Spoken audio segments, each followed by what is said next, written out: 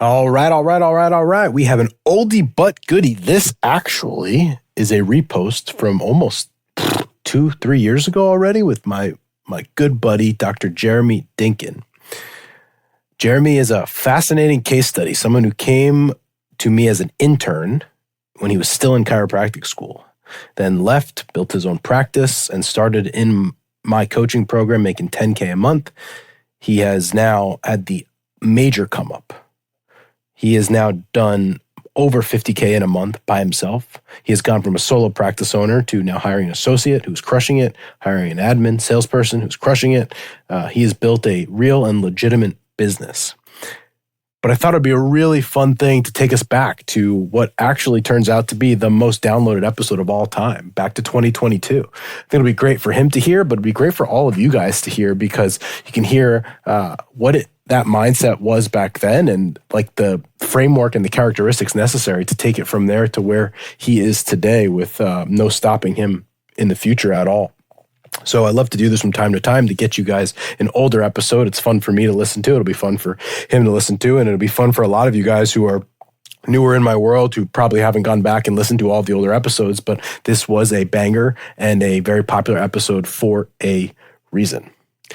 If you are listening to this, there is still time. There is a week and a half until our next live event. So go into the show notes, click the guest pass link. We can find a spot for you.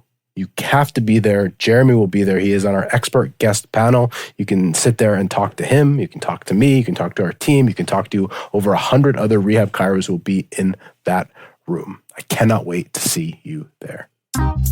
What's up, everyone? Welcome to the Business School for the Rehab Chiropractor. Class is officially in session. My name is Justin Rabinowitz, and I am a rehab chiropractor on a mission to teach you, a fellow rehab chiropractor, the exact tools and systems I've used to build my own successful rehab chiropractic practice so you can do the same. I hope you enjoy, and please subscribe. Jeremy, the man, the myth, the legend, Jeremy Dinkin here. I want you to know that you have a very, very high standard here to uphold to because in the history of the rehab, what's the name of my podcast? I don't even know. Whatever this podcast is called, that you have the most downloaded episode in the history of our podcast. And so we'll see how you do round two. Because round one, you're a close second actually is our boy Natty. But you are still number one. So we'll see how this one goes. But let's see what the standard is the standard. So let's try to keep you in the top 3 for both your episodes. If not, you might be cut off, never back again. All right. Anyhow, we have Dr. Jeremy here, obviously a friend of the program, my co-creator of the course, Everything You Should Have Learned in Chiropractic School, but didn't. And that is something we will talk about as the episode goes on. But before we do that, we just want to talk a little bit because we have an interesting perspective here. As Jeremy, he's getting old, man. He's 4 years out of chiropractic school. I'm 10. And so the nice thing is I think you get unique perspectives from each one of us at different sort of pieces and parts of our career, different seasons of our career.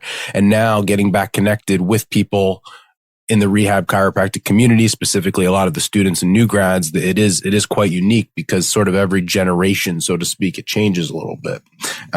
So Jeremy, let's get right into it.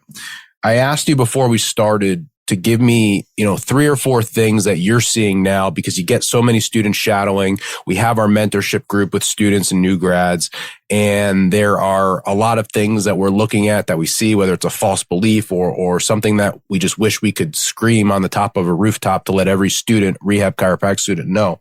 And the first thing that you talked about was your sales process of what you know now. And specifically, I think the beliefs and thoughts that you had around it. So start talking to me about what's changed for you, even in the last few months, and then I'll sort of go back a couple steps. So first of all, I'm very proud of that stat about your podcast. So let's try to keep it going. But I think when I came out of school, I just, like I was saying earlier, I just thought like being a good person was going to get people in the door and keep people there. And, that can take you to a certain level. But eventually you get stuck. And I was just the type of person that wanted to get going. I was eager to get out of school and start treating people and run my own practice. But again, you get stuck without a system and process. And I thought that a system at the time was overrated. I thought that I can wing it and just keep going and just, I felt like I was above, I guess, like having an organized system. And so when I got stuck in business, I realized I had nothing to look back on. I had nothing to look at in terms of where I was messing up or where I had to improve on. And so that was when I realized, like, wow, tracking numbers, KPIs, having a system, a sales process, that probably is important. And even though I, quote unquote, hated business and hated selling, I was something that I really needed to dive into if I wanted to grow the practice.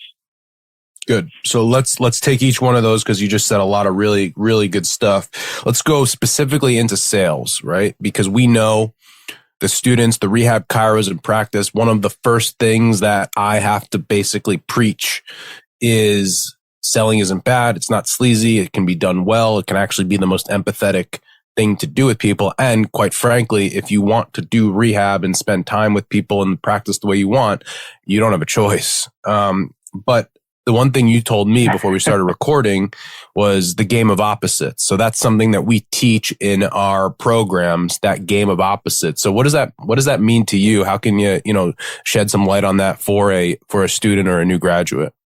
So I kind of did this organically without realizing it when I came out of school, just because I had a specific passion for what we do. And I also had a hatred for what normal healthcare looks like. So I would always compare and contrast kind of what I'm doing in the clinic with people versus what's, common and what people do a lot out there. So for example, the quick sessions, the heat, the stim, you kind of use what other people are doing and what your clients have experienced in other offices. And you explain that and contrast it to what you're doing in the office. And it's just a natural way of selling. And it makes it easy. You're not lying. You're just explaining to people what you do. And you kind of acknowledge everything that they've done. And you just say how you're going to be different so that they can kind of see the value in what you do. Okay, but let me push back a little bit, because you were talking about talking to them. But another point you made before we started was show, don't tell. What does that mean? Mm-hmm. So another big one for me in the practice, in terms of, selling without feeling sleazy, is I like to show people what we can do in just one session. So we'll go through the assessment, we'll do some testing, and then we'll pick some movements that may be painful or the person is fearful of, and then we'll retest that after the session. And typically we get incredible results.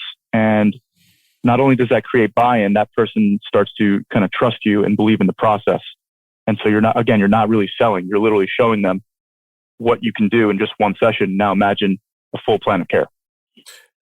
So now we use the word systems, and everybody and their sister wants systems in their practice. Everyone wants a system, right? But it is what we call like a buzzword, and that no one knows what that means. Everyone wants a system, but doesn't know which one, how to create it, or what the heck it's going to do. But as you're talking about that, I immediately thought systems, because that sounds great, Dr. Jeremy. I'm sure once they get in your office, you can show them, but how are they going to get into your office? And that, my friends, is where the system comes into play. Like, it's not so easy as you meet someone on the street and you say, I'm different, come into my office. That's not how it works. And so from your perspective, take it even a step back. Let's say you're doing a lecture at a gym, and it doesn't have to be super detailed. But what is the quote unquote system in which you go from meeting someone at a local gym, you do a lecture, and then getting them to a place where you can actually show, not tell? That took me a very long time to kind of dissect. So I think spending as much free time and literally free time with somebody is going to help gain trust and build that rapport. And then the more time you spend with them, the more time you get to explain and show them what you do. So, for example, in our system, now we've implemented the phone call first, where you get to talk on the phone with somebody, get to know kind of what's going on with them, It's basically like a precursor to the eval. And then even before the eval, there's another step. So now they're coming in, hopefully, for a discovery session. And again, that's totally free. You're getting to know the person even more. You get to know a little bit more about the history. You're doing an assessment. You're doing a movement analysis. And now you can kind of get a better understanding of everything that's going on and explain to them why they need your services. And again, so that's already two quote unquote free things with them.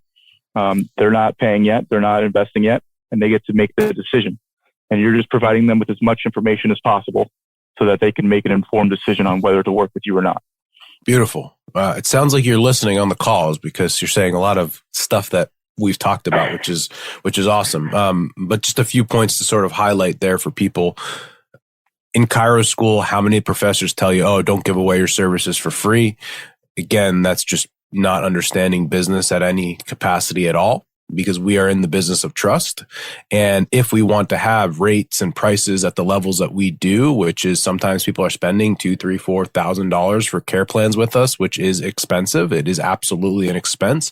For the most part, again, maybe people out there are better than we are, but I don't believe that meeting someone in a gym and saying, hey, come on in. Oh, by the way, it's $4,000 when you show up, that with that level of trust or lack of trust, that's going to happen very much. And so what we do is we build steps in the process because I believe we have empathy to understand that, yes, it is expensive. And yes, there is a risk. And yes, it is different. However, for the right person, this is going to be the best thing for them. And if they trust us, they are going to be much more likely to want to invest in our services, and we'll be able to then help them. But without the steps that you were talking about, a lot of times that won't happen. And then it turns into, and how many students or new grads or 25 years in practice docs will say, yeah, the people in my area are just cheap, or they only want to use their insurance. It's like, no, you're just stupid.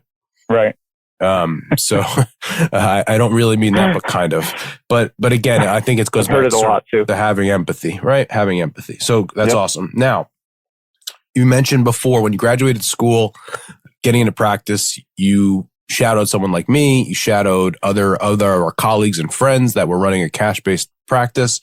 And the question after that, which I think now looking back, you didn't even know you were thinking that. It was just, okay, this looks cool, but now what? You know, and so if you could go back to Jeremy in 10th quarter semester, whatever you guys did over there, what would have been the now what back then? What would you have done? What do you wish you would have known? Wow, that's a good one. Right? Thank you. I think just improving my mindset with money is always one that I refer back to because, again, people, and it's still a thing in the mentorship with students that we deal with today. People are afraid to charge the prices that we charge. And I was there too. I totally understand. I feel that from actually experiencing it. And it's like, once you get over that hump and you realize that, these processes and steps are built in, all these people actually appreciate that they've invested this money, this time with you. Like I've said on the podcast prior, a lot of patients end up becoming like good, close friends because they've invested in you. They're supporting you. You're helping them get out of pain. You could be literally saving someone's life. We've done it multiple times and seen crazy results. The first patient I ever had, she wasn't able to pick up her kids for a couple of years. And within a couple of sessions, she was back playing with them at the park. Like some simple things like that maybe seem simple to us, but like we really have a profound impact on people's lives.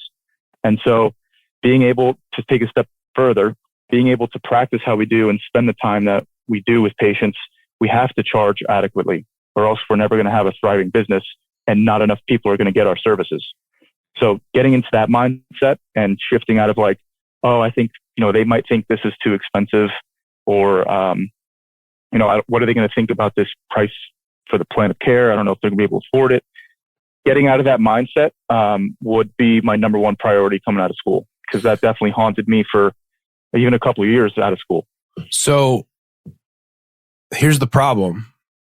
Is that now you have sort of proof of concept, right? You've seen it. You have the stories. You have the case studies. You've seen that happen.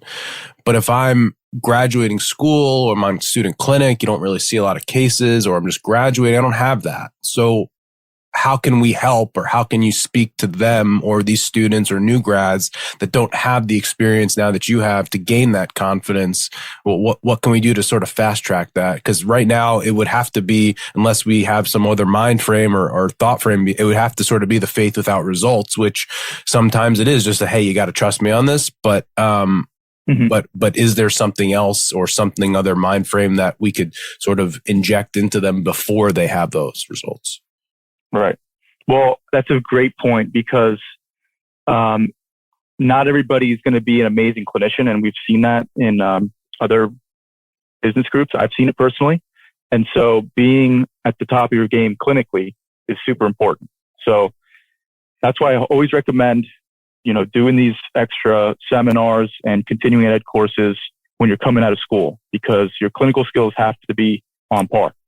You can't just provide a shitty product and then charge this high price. Like, if we're charging Ferrari prices, you better have a Ferrari product. So making sure that and that's what we teach in the student mentorship, is we're not just teaching business, we're also going to teach clinical stuff and share clinical stories so that everybody's at a high level clinically. They know, what's going on in the treatment room so that they can charge higher prices. Good. I can't remember. Did you ever do 30-minute sessions? I did. I did. And so I know when you started with us, you were doing hours and they were significantly less expensive than they are now. But I'm not there yet, but I think I will be soon. I want to be the guy with the cardboard meme that says no more 30-minute sessions, they don't work type of thing. And the reason why I'm thinking about that is because you mentioned if you want to offer a Ferrari service type the conversation, and the story I've told in the past was the biggest transformation we had at our practice, Strive to Move, was in 2020 during COVID in New Jersey, which is crazy. We grew 34% that year because we went from 30-minute to an hour. And I think, yes, because it's an hour, we charge more money. We were getting more money per customer. But more than that, I know we were able to offer significantly more value to patients. And so I'm not saying you can't do 30-minute sessions, but again, and I think this is, imagine I started doing 30-minute sessions, and how many years did we do that? And so I want to bring this up because if there's a student or a new grad out there, potentially this is something that if we can just get you to think about it a little different coming out, it could literally change your business from the start of what you're thinking of doing from a revenue, from a business standpoint. I think one of the issues and I'm interested to get your take on it, what I've recognized and have seen time and time again, I don't know if that's politically correct or not. So if it's not, I apologize. I feel like 30-minute sessions are like being half pregnant. And so I think you're kind of stuck in the middle, right? You are giving a better service than the high volume chiropractor, spending more time with people.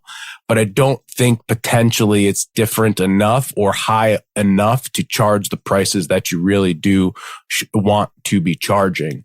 And I could be convinced otherwise, and I'd like to see a practice that does it, but you're more expensive than the cheap option and you're not as expensive as the expensive option. And at 30-minute visits, you have to be able to get significantly more volume of patients, which takes more time and money and resources through your marketing efforts. Not to mention from a clinical standpoint, again, you can make it work. I'm not like someone that's going to say you have to spend an hour, you won't get a result if not. I'm not saying that at all. But there is just, obviously with more time, there's more that we can do. There's more value. There's more trust. There's more conversations that can be had to just say, you know what? I really like that guy, Jeremy, because I spent a lot of time with him and yeah, I got to know him and his family and different things like that. And when we talk about doing the opposite, when you go to the other places, of course that's not going to happen because they got 27 other patients in the other rooms. And so, talk to us about that.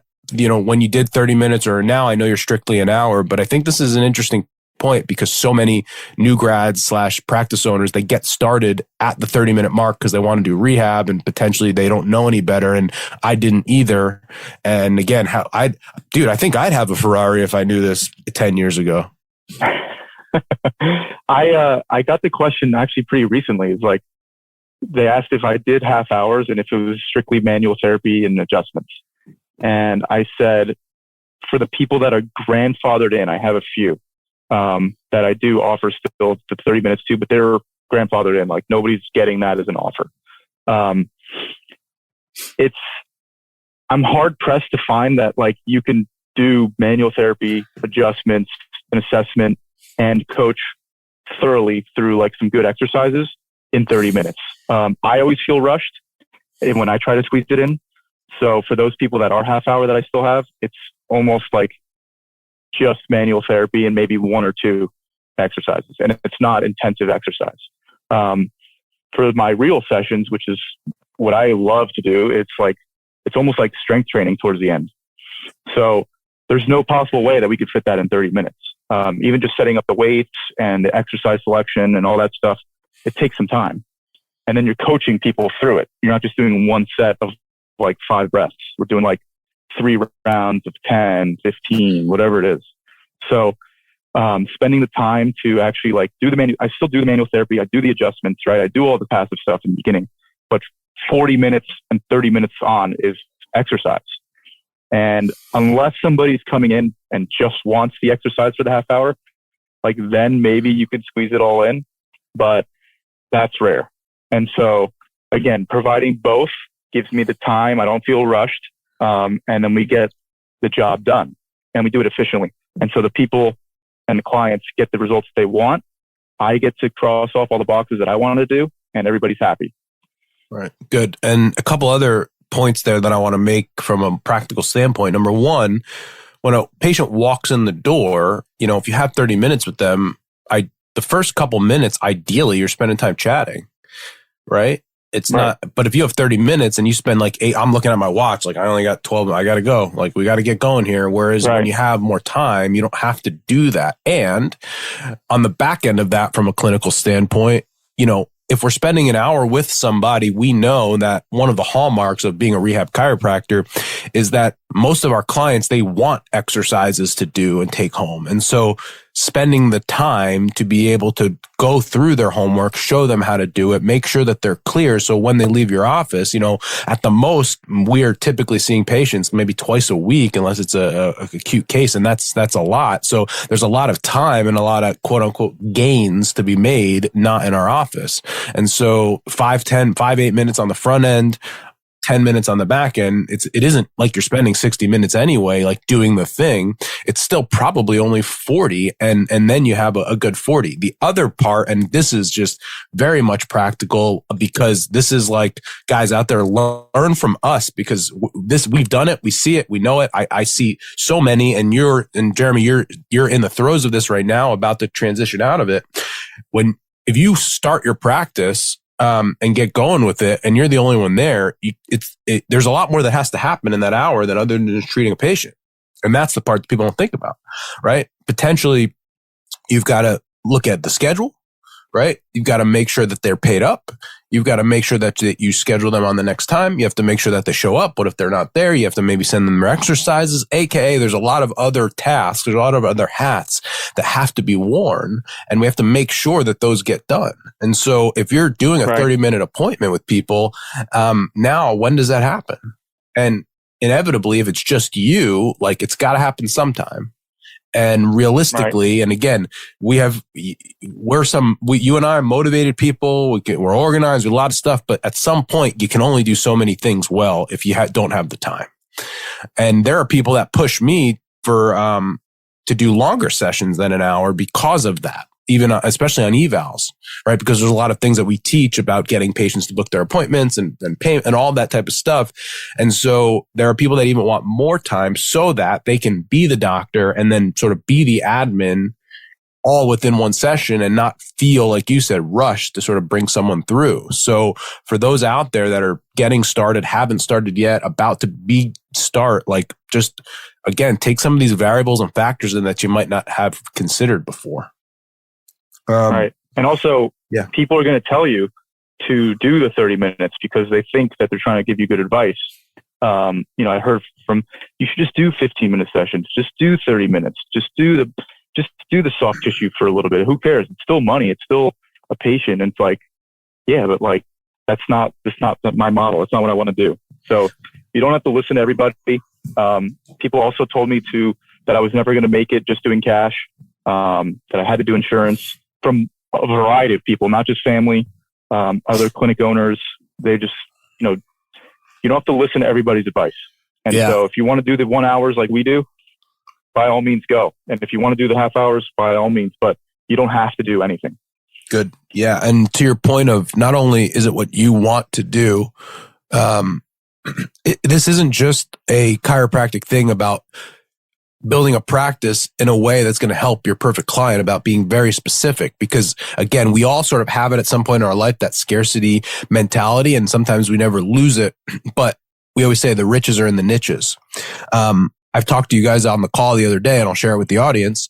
I'm in a business group with non-healthcare related people. One of the guys in our group, Larry, he owns an Asian food company.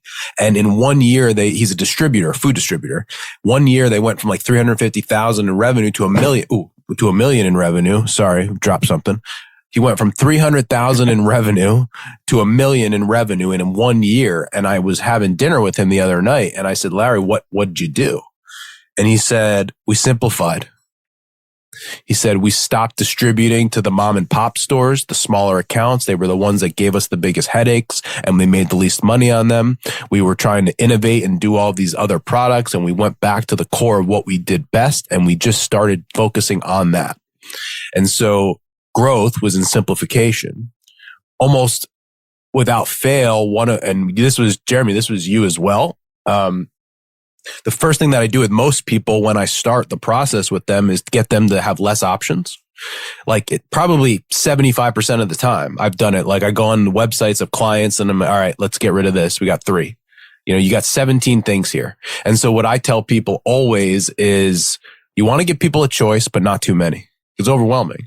And so I helped a guy the other day. We looked at his options and he had 3 30-minute options and 3 60-minute options. So 6 options. It's like, all right, we got to get rid of half of this. Where are we getting rid of? Again, we want to have options, but not too many, because it's overwhelming. And again, put yourself in a buying perspective. Like you go to Chipotle, look at like the fast casual, because they're the people that sort of champion this.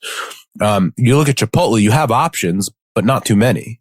You can try these 3 meats and this and that's it. There's only so much you can do. You still have a choice, but not like 75,000 different ones, because simple is often better so long as people still feel like they have a say in the matter. And so I think that that's another really, really interesting point, especially if you haven't started or are just getting started, that can be taken day one into your practice. That's why I have a heart attack when I go to a Cheesecake Factory. Oh, it's a big menu. It's like 50 pages.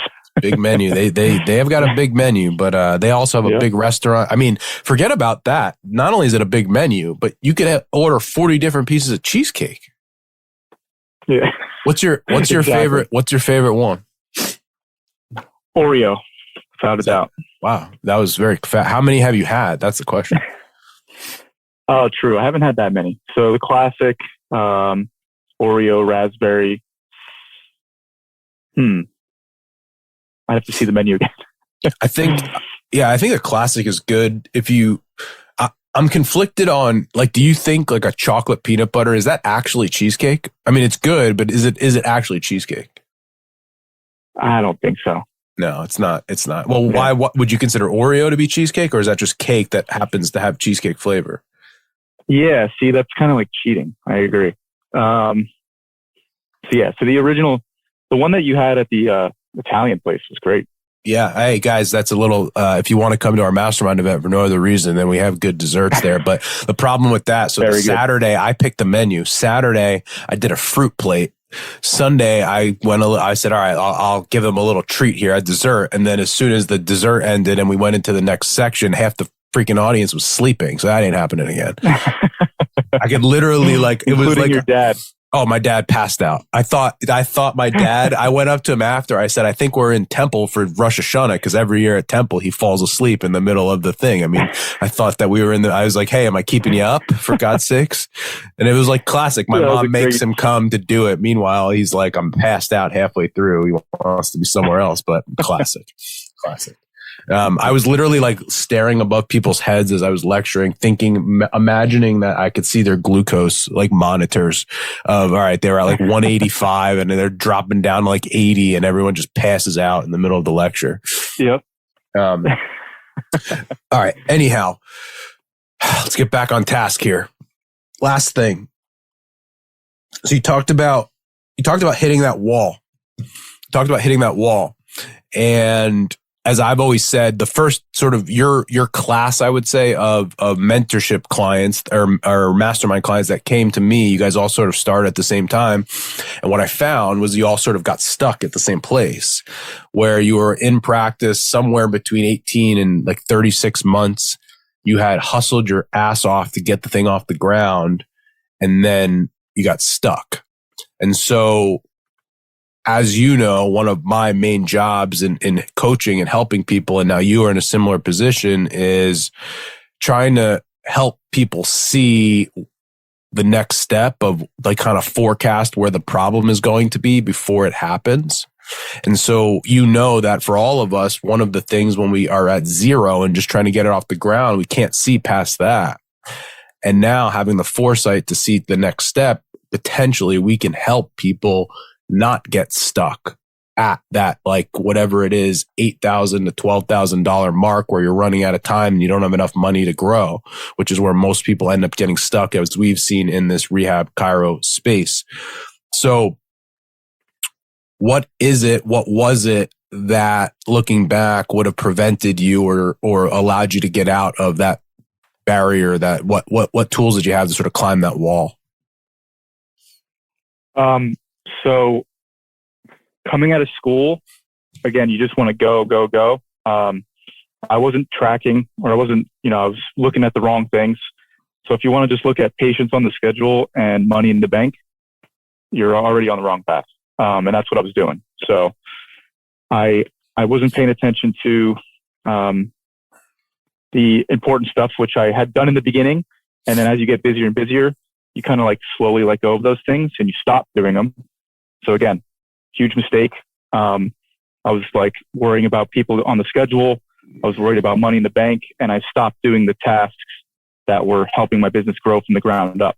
Right. And so eventually I got stuck and I had to look back on things, and I had nothing to look at. It was just like, all right, I saw this many people this month. I made that much this month.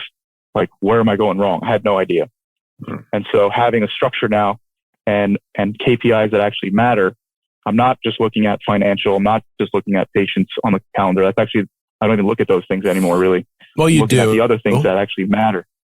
You do. Yeah. Right. And again, you do. And I think this is an important point, because you, me, none of us are perfect. We're still human. However, what I always say is we're trying to create an awareness, because the problem before, when we got started, was you didn't even have the awareness of where to look. Now you can almost be like, all right, I'm in that mindset. I'm just looking at the number in the bank. I'm just looking at patient schedule, but like, be disciplined, Jeremy, to go back and say, all right, what are the other metrics here? Right. Because we all, I heard this actually, a pro golfer was talking about this, and he was saying, at any level in a sport, let's talk golf for a second. He's like, you take lessons, you change your swing, you make a swing change. But when it's pressure situation, there's always a little bit of going back to the bad habit, right? It just happens like that. And really, he was saying, it's like, we just want to have the awareness to be able to mitigate it so it doesn't go fully back, right? Because those things will always pop up. And so what you're talking about, I think, is a good point, in that, we preach like the only metrics people pay attention to is amount of patient visits and money in the bank. And if you think about it, that specifically looking at that, good or bad, doesn't help you take action. And so what we want to be able to do is take a few steps back to what we would call, and what we teach is called leading indicators, meaning what are the action steps? What are the things that have to happen first? What are the processes? What are the action steps that have to happen in order to make those lagging indicators, that revenue, those patient visits be where they want to be? And if they aren't, we can go back and say, all right, like this month we had a bad conversion rate between discovery visit and evaluation. So that's where we actually have to focus rather than just saying we didn't make a lot of money this month. We didn't have enough patients. And so I think that's a really good point, because it allows us, knowing this, it allows us to be able to go and actually take action. And I think you were one of the first people in the group where we really saw this, because you did start tracking. And I remember, right? It was like, and a classic, well, I had a bad month. I was like, well, let's look at the numbers, right? Well, what happened? And what we found was that you specifically in that month, your evaluation to plan of care was like 25%. And so you had a good amount of leads. You converted almost all of them to a discovery visit. You got, I think, 80 to 90% to an evaluation, but it dropped off a cliff at an evaluation. Jeremy, 2 years ago, most practitioners for 25 years would just say, I didn't have enough patients. I didn't make enough money. But we could really go in and now dive deep and then practice and figure out sort of where do we go wrong here. And now I think, and again, the thing about being in business that you should embrace is that you have control. Unless you don't have control, because you knew your numbers, had control of, hey, I can go and this is not ideal, right? I would rather have all those patients, but at least I know where to go. At least I know where to look. It's not just like random, just going to be anxious because I'm not making money and I don't know why. Now you actually know why, which it sounds like that's what you're talking about. Yes. And to defend myself a little bit, I used to obsess over, like how many patients I saw that week, how many patients I saw for the month. And I was tracking that very strongly. And like I said before, like now I'm not as focused, I'll say, on those specific numbers. It's more of like the check boxes and making sure that I'm doing the right things throughout the week.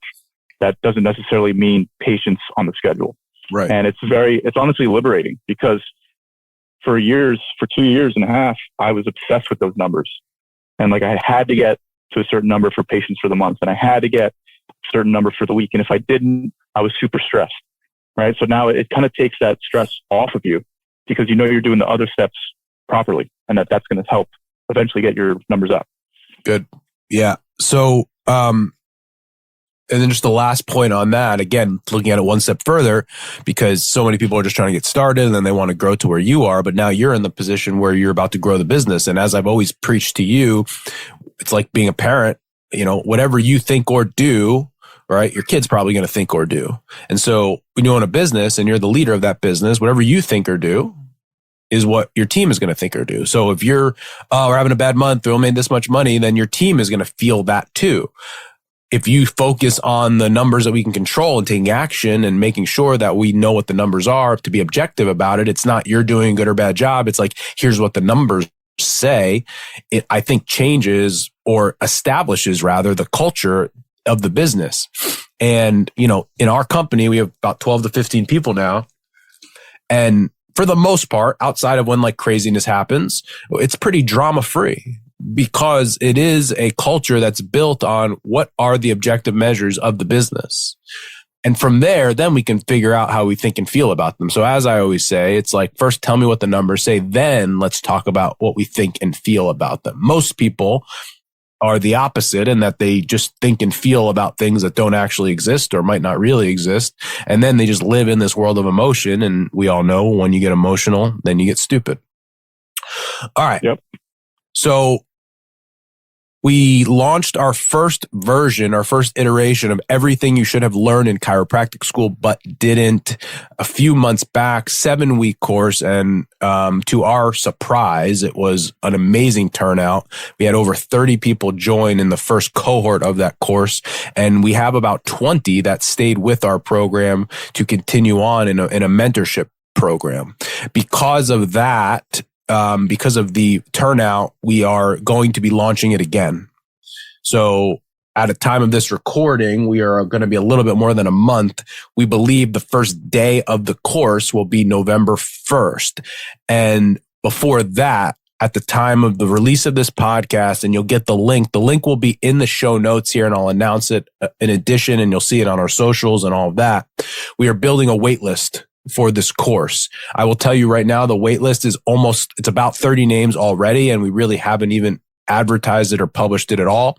And it's 95% students and new grads that are in the rehab setting that, are people like Jeremy and I, that we were in school. We knew we wanted to practice a little different, but there was nothing out there that was going to show us how and to do business. There was nothing to show us that we could be successful. And there was a way to do what we wanted to do clinically and business wise. And so we are going to have another course, round 2 of everything you should have learned in chiropractic school, but didn't, November 1st. Here's the deal, guys. You will have the link in the chat here, in the description. We are building the wait list. And the reason why you want to get on the wait list, listen up, you want to get on this wait list is because the wait list will get an exclusive price that we will not be publishing. Once the course goes published live for marketing, the price will go up significantly. And so we want you guys to be able to save some money. And if you're interested in saving money and being able to take this course, you're going to want to be on our wait list, because once we release it, you'll have exclusive access to a discounted price that is going to come and it's going to go. So if you're listening to this and you do want to be a part of this course, what I would tell you is the course will be under $1,000. It's going to be under $1,000 for the people exclusively on this list. And if you can't afford it, guys, what I would say is you can't afford not to do it. So many of us in the world, in business, one of the biggest lessons in business is that you can't go, it just makes sense. You can't go to school and spend $250,000 and not know how to make a living doing it. And I posted on my Instagram the other day, like, if you still think and are upset that you didn't learn business in school, then I'm sorry. It ain't going to happen. Right. And so if you want to be around people, the two of us who have been able to have, fortunately, some success, but more importantly, to be around probably between 30 and 45 other people that are just like you, that want to be like you, that think like you, and to build that community aspect, I think that this course is probably perfect for you. Jeremy, give me some feedback from the first time we ran this course. What are some takeaways that you saw, some breakthroughs that we had from the group? Yeah. So, again, I was expecting like 8 to 10 people to do it. So awesome turnout, a very strong crew, people that joined the student mentorship with us. It's very, very cool to see people taking action while still in school. So I'm witnessing everybody on social media. People will text me. We'll get on a call. I've done a sales practice call with people.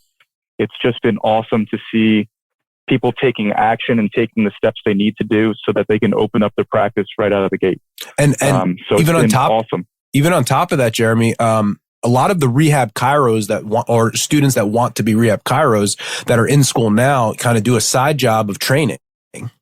And so a lot of the people in the rehab chiro mentorship, they're taking the principles that we are teaching and they're applying it now in their, while they're, assessment of clients or their training of clients or trying to acquire clients. And so it's not like they're just taking the course and just waiting until they open their practice. So many of them are utilizing it like today, tomorrow, taking the same principles, which I find, again, an added benefit that I didn't really consider. But, you and I both know most of them are doing something on the side as well in that capacity, and the skills do translate. Yep. It's been really cool to see that. And, I'm proud of the group that came first. They took a risk. They didn't know what we were going to teach, but they knew that they were frustrated. And now just watching them, implement everything has been really cool to watch. Yeah. And they, it's cool, like you were saying, because they've built their own little community, from New York to LA to Dallas to Florida. There's chiro students that they didn't know each other before, but it becomes very evident sort of who your people are, and they meet by themselves. They do trainings by themselves. We have a private Facebook group that they're all a part of now. And, as I've found and have you found, a lot of times, as you sort of grow in your life and business, you meet people that have similar to wants and desires that you do. And those are the people you connect with. And if nothing else, the course allows you to connect with these type of people. In my own experience, my own groups, I've met some of my best friends there because we think the same, we have the same values, we have the same desires, and it's been such a great experience. On top of that, we believe the content, and again, we genuinely believe this. I don't know if I believe it to be true. I know you do as well. No one else is doing this, right? And the piece of this 100%. That I think at a very tactical level, guys out there, if you're sort of wondering what the thing is, just as I observe the chiropractic industry, there's obviously business coaching out there for like high volume practices. We know that if you're listening to this podcast, that's not you. You're not going to do well there. Even within the other business space, PT, chiro space, what I've seen is that nobody has cracked the code on how to be able to communicate and quote sell in a high ticket item, high price point, high value. Because most chiros out there that are evidence based are still doing, 15-minute appointments, 4 patients an hour. And if they're doing okay, they're charging $70 to $80 to $90. But I can tell you, if you're out there and you think you're going to graduate and want to charge $195, $200, $225, or $295, $300 like we are, it requires a different skill set. And that is, for me, gun to my head, what I think the main thing that we sort of preach and go over is how to do that in a non-sleazy, non-pressurized way that's going to open up your eyes in a world to being able to have a business that you're proud of, that you treat patients that you want to treat, and that you can grow and scale over time so that you can have the business and life that you want. Exactly. And remember that the more of us that are out there, the more people we can help. And so if you're never going to grow your business, you're only going to help a local community. Like, I feel like we're making a good impact around these states.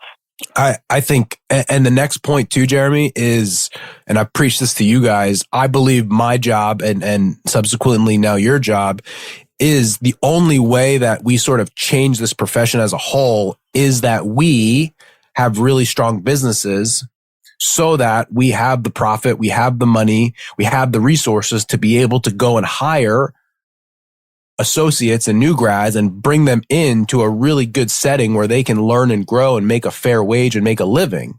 Right now, rehab chiros, the reason why you guys out there's no jobs for you is because nobody's been successful enough in business to be able to hire you. Well, how are we going to change that? Well, I promise you, if you're out there and you're doing an hour session or a 30-minute session at $125 a session, listen, I promise you, you are going to be a statistic. You're going to be the one that can't hire, that is going to eat their young because you can't afford them. And so long term, I've always said my mission is to help other rehab chiros grow themselves in their business so that one day, a few years from now, we can have a student from Parker. Hey, do you have any associateships that are open in Florida or in California or New Jersey? And yeah, we got a bunch of our rehab chiros here that have wonderful businesses that can pay a fair wage. You're going to learn a ton. You're going to have to work your ass off, but we have those. Right now, they don't exist. And so at a higher level, I believe that's one of the things that we have to do, because from a business perspective, we have to level up if we want to make a dent in this profession as a group. So again, if you're out there as a student, it ain't just going to happen. And again, I don't want to be here 20 years from now like, everyone's just high volume and that's the only guys that make it. Yeah, no shit, because they're the ones that actually have a good business and we don't. And so exactly. I hope that motivates you, because it's not just going to happen. It ain't just going to happen. Just like you didn't just learn to be a good clinician by learning what they taught in school. You did outside research, you study, you invested money. And so if you want a good business, you're going to have to invest somewhere. You're going to have to invest somewhere. Or you can wait until you get stuck or can't pay your bills, and then you'll figure it out. I would rather do it now. Exactly. All right. So well said. Friday morning, thank you. You have patients to treat. I have videos to make. So this is a good ending. Any final closing thoughts? I think that last point that you said, like, if we all don't run efficient businesses, we're never going to be able to hire the people that we want, and we're never going to push this profession in the right direction. So if you hate money that much, like you always say, we'll take it, and or just save it so that when you do hire, somebody who's in your position now, later down the road, you can afford them and you can pay them right instead of being offered shitty contracts we were offered. And before you go, guest pass link. It's your last chance, baby. Let's go. Get into the show notes. Guest pass link. Click it. We will see you there.